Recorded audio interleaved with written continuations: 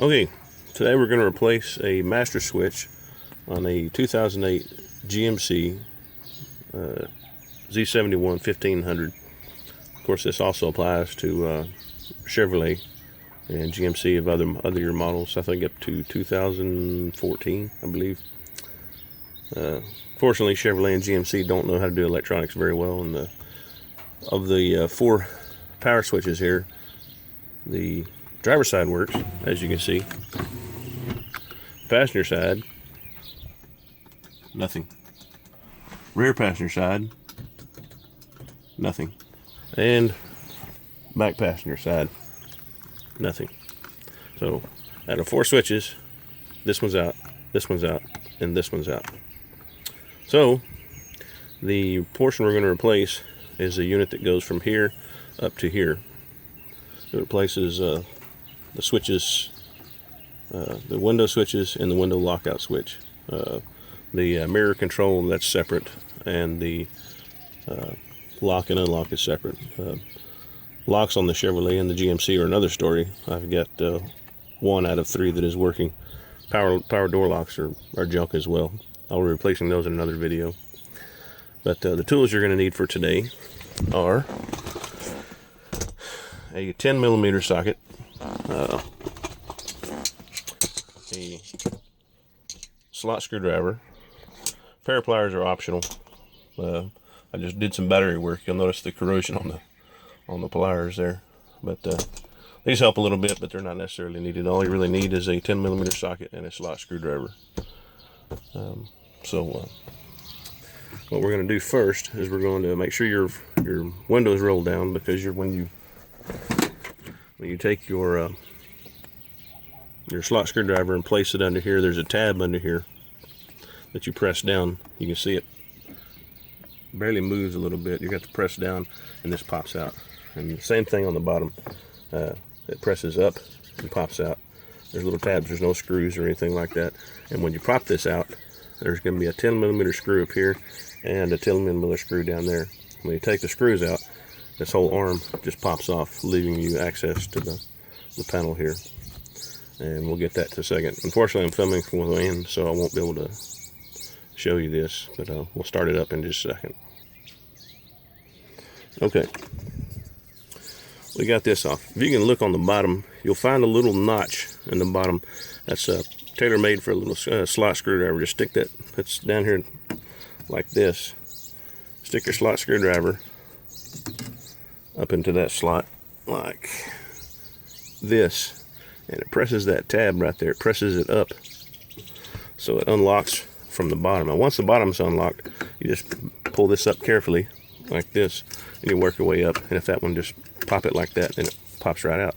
Pretty simple. There's no screws or anything to remove. It's just a piece of plastic. Anyway, lay that off to the side, and then you have a 10mm socket that works this one and the 10mm socket down there. And again, I'm filming with one hand, so I'm going to have to pause it for a second and take this off, and I'll start it back up again. Okay, I went ahead and loosened the 10mm screws here. Hopefully either one of these fall out on the ground while I'm trying to film this, but you might not have got that one all the way. Let me unscrew that a little bit more. There we go. And you take it out. There's your 10mm screw down there and your 10mm screw there. Just lay that up on top wherever you're going to store it at, right up here. This leaves us access to the part we want to get to. This was actually pretty simple.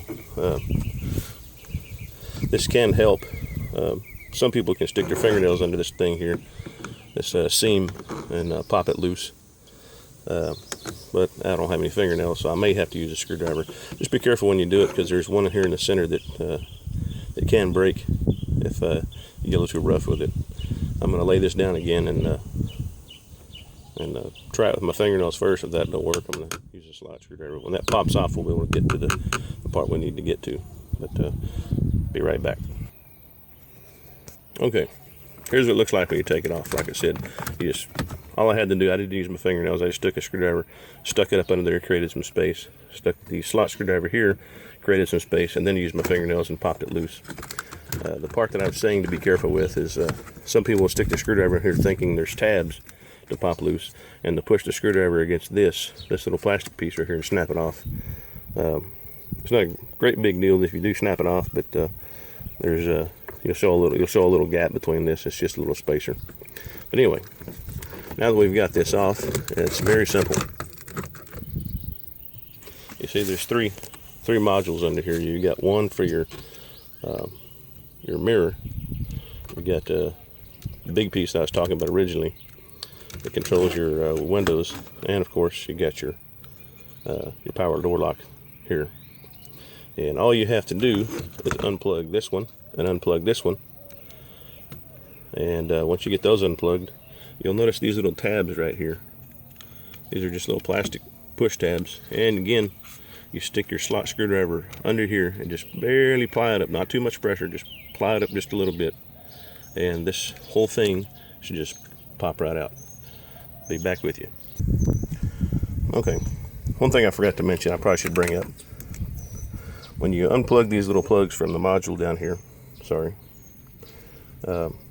you'll see that the small one has a very small tab right here at the top.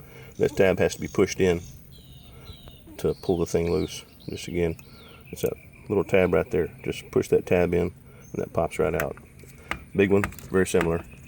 It's got a bigger tab. Hope you can see this. It's that tab right there. That locks it in place. Just push it in and pop it out. Just get that little tab right there and push it in and it pops right out, leaving you the piece that you need to get loose. And again, what we're going to do is we're going to take a screwdriver and stick it up under here on these pieces, and this thing pops right out. It's very simple. Okay, I've got the module out. It's a little tougher than I thought, but if you see the little tabs here, these little these tabs right here. See these tabs right here? They lock into these little holes. And one person trying to pull these tabs apart on both sides and pull it out was a little more difficult than I thought.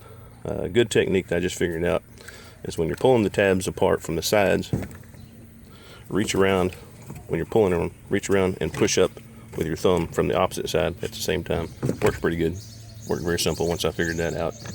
But like I say, all we have to do is put the new one in now and reconnect the plugs in reverse, and we're good to go. Okay, got the new one in. It wasn't anything more than just shoving it down there, snapping it in place, putting the plugs back in. But let's go ahead and make sure this works. There's the driver's side window. As you can see, it works. Passenger side window, success. And rear passenger window. And we have functioning windows. So let's go this back in reverse, the process we just did, and it should just pop back down on there. Just make sure it's seated good, and we're set. And all we have to do now is put the handle back on here, run your 10mm screws back in, and you're all done. Pretty simple. Hope this helped you, and good luck.